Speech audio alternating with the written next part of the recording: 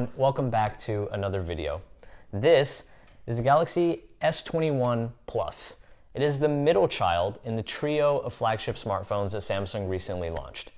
Now we've noticed that this particular phone hasn't really gotten much attention from reviewers out there. So that made me particularly interested in picking this up so I could try to figure out why it hasn't really been talked about that much. This is a USB-C power adapter. Because guess what? If you're interested in buying any of Samsung's newest smartphones, guess what's not in the box?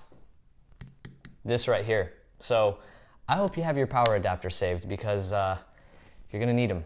Now, all jokes about the power adapter aside, there's actually a lot to like about the S21 Plus.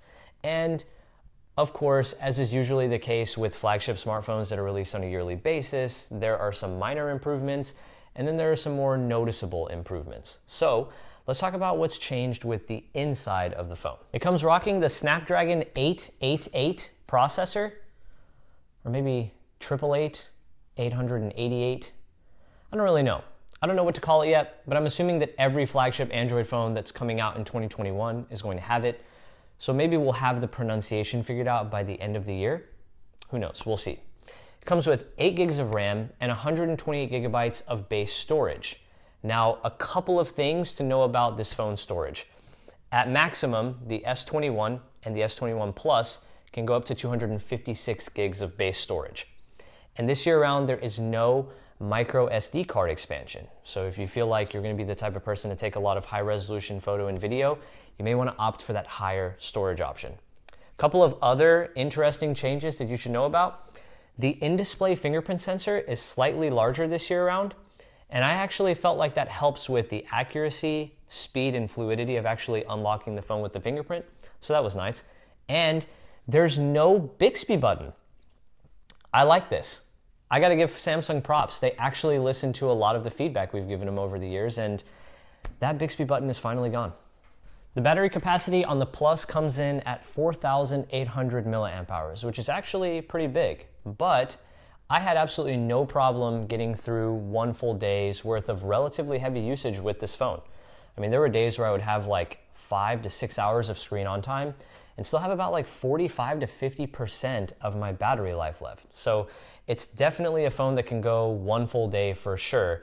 And for some of you out there who may use your phone a little lighter throughout the day, you might even be able to push this phone for a solid 2 days on a single charge. Now, obviously having Qualcomm's latest 5 nanometer processor paired to a pretty significant amount of RAM is going to lead to flagship caliber performance. But I think what I was more impressed with on this particular phone was Samsung's One UI 3.0 based on Android 11, particularly some of the changes they've made to the software. It seems like they've cleaned up a lot of their software menus. They look really nice. And they've made some really nice design changes to a lot of the UI elements all throughout the software. Now, my favorite part has to be that when you swipe left on the leftmost home screen, you now have access to the Google Now feed, which I'm gonna be honest with you, I never thought I would see the day that Samsung would give up on that like Bixby Home and switch to Google Now.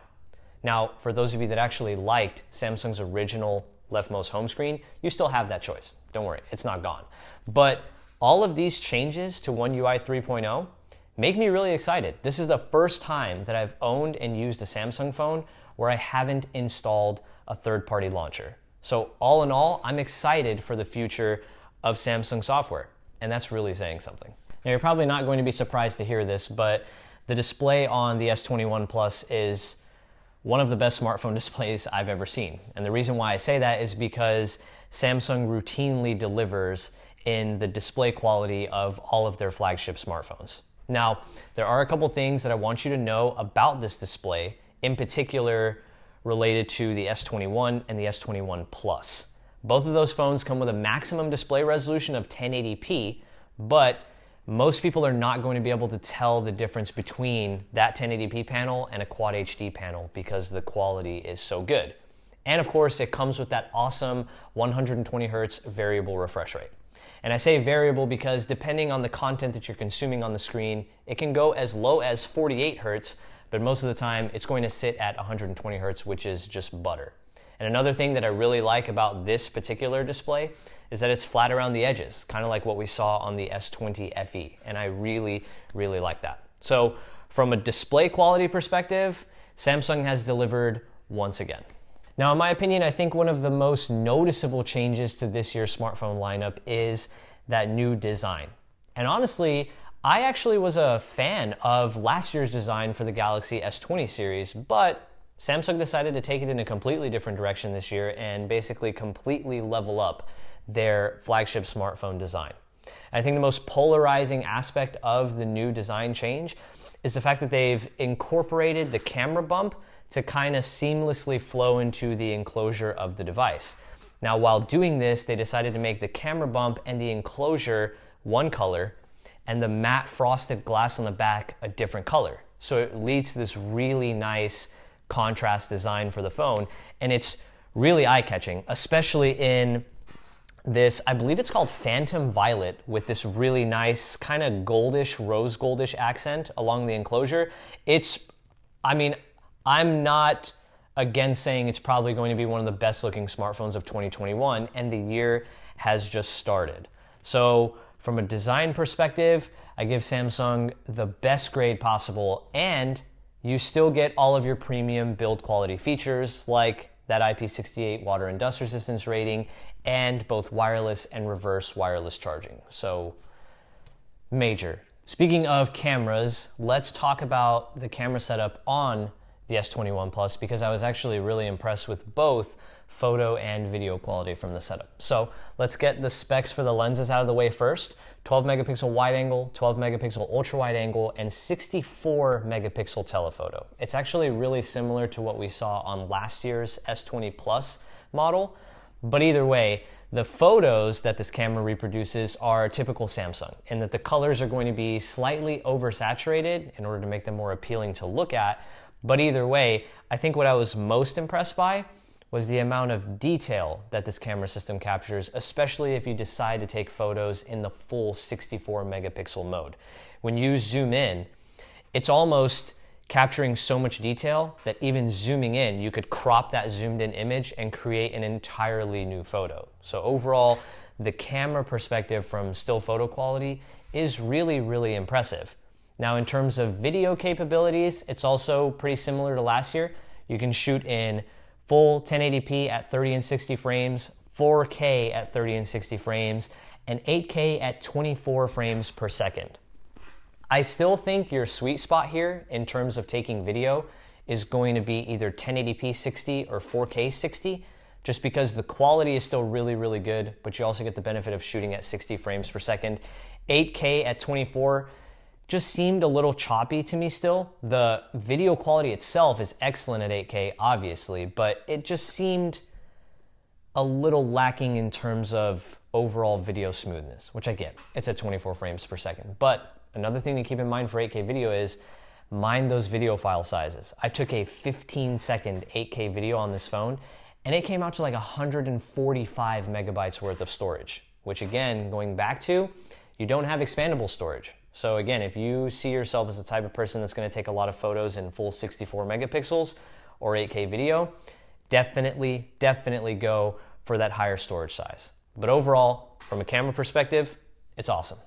So overall, I am really impressed by the Galaxy S21 Plus, and I think it's an excellent, pretty complete smartphone package. Now, it does come in like a plethora of color options. I think it's like 5 total color options, and that 128 gigabyte storage option starts at $999. And when you take that information and think about it, I honestly think it's relatively well priced, especially considering that a lot of times, basically as soon as these phones launch, Samsung has a lot of really nice trade-in incentives and a lot of discounts that they offer if you're buying the phone unlocked. So that's always nice to see. But one thing to keep in mind is if you're considering the Plus, I think you should also consider its younger sibling, the regular S21. Now that brings us to a question that I wanted to ask, and that's, would you like us to review the regular S21? The major differences between the two phones are going to be slightly different than they've normally been in previous years. The Plus is going to come with the larger screen size and the larger battery, but It's also going to come with glass on the back, as opposed to plastic that you'll find on the S21. The S21 is also $200 cheaper, which I think makes it a relatively good value. So if you want us to review the regular S21, let us know in the comment section and we will definitely get that phone in-house so we can review it. We already have the Ultra in-house and that review is in progress and it'll be uploaded in the coming weeks. So don't worry about the Ultra. Let us know if you want us to review the entry model phone as well. As always, I hope you guys enjoyed the review. Thank you so much for watching. Please stay safe, and I'll catch you guys in the next one. Peace.